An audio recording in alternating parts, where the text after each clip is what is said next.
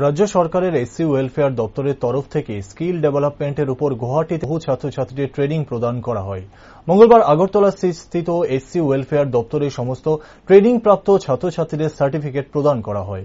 Certificate প্রদান অনুষ্ঠানে উপস্থিত ছিলেন তপশিলি জাতি কল্যাণ দপ্তরের মন্ত্রী সুধাংশু দাস, বিজেপি রাজ্য সভাপতি রাজীব ভট্টাচার্য সহ অন্যান্যরা।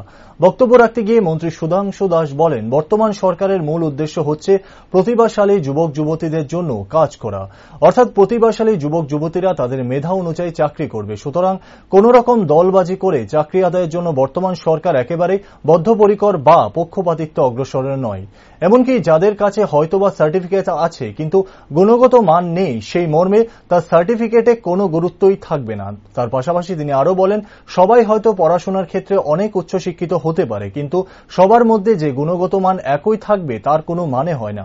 সবার চিন্তাধারা আলাদা, ঠিক তেমনি কর্মক্ষমতা এবং চলার ধরনও আলাদা হয়। অন্যদিকে বক্তব্য রাখতে গিয়ে বিজেপির রাজ্য সভাপতি বলেন, জব ক্রিয়েটার মানে হল নির্দিষ্ট ট্রেনিং এর দ্বারা সেই ব্যক্তিকে কর্মক্ষমতার অগ্রসর করা।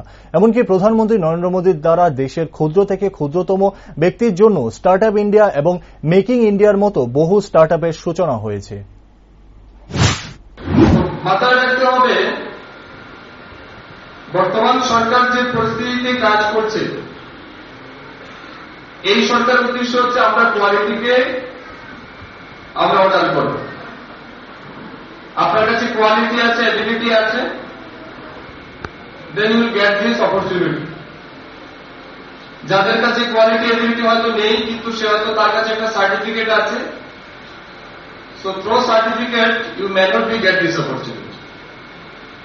সার্টিফিকেট থাকলে কিন্তু আপনি পাবেন, এটা কিন্তু ঠিক না।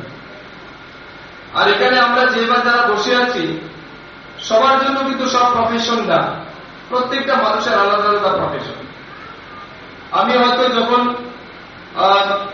কলেজ লাইফে ছিলাম বা স্কুল লাইফে ছিলাম, এটা কিন্তু হয়তো আমার চিন্তাধারা ছিল না যে আমি আজকে এখানে দাঁড়িয়ে থাকি, আমারও হয়তো অন্য কিছু একটা চিন্তাধারা ছিল, কিন্তু ফরচুনেটলি হোক আর আনফরচুনেটলি হোক আজকে হয়তো আমি এখানে দাঁড়িয়ে আছি।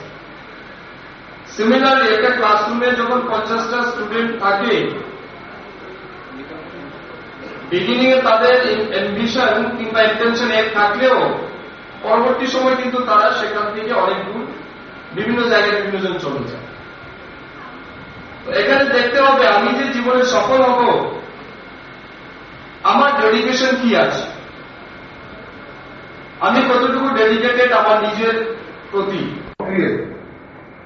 অর্থাৎ এই ট্রেনিং শুধু নয়, তাদেরকে আগামী দিনে জব ক্রিয়েট করানো এবং জবে তারা যাতে রোজগার করতে পারে তার ব্যবস্থা ওনারা করবেন।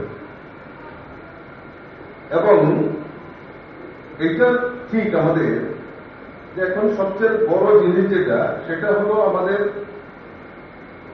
ভারতবর্ষে make in India, stand up India সমস্ত কিছু আমাদের দেশের প্রধানমন্ত্রী নরেন্দ্র মোদীজির নেতৃত্বে যে সরকার পরিচালিত হচ্ছে, একদম ক্ষুদ্রতম যে চিন্তাধারা, যে আমাদের যারা রয়েছেন আমাদের এই ভারতবাসী, তাদের স্বরোজগার কিভাবে করা যায় তার জন্য প্রয়াস সৃষ্টি করছে।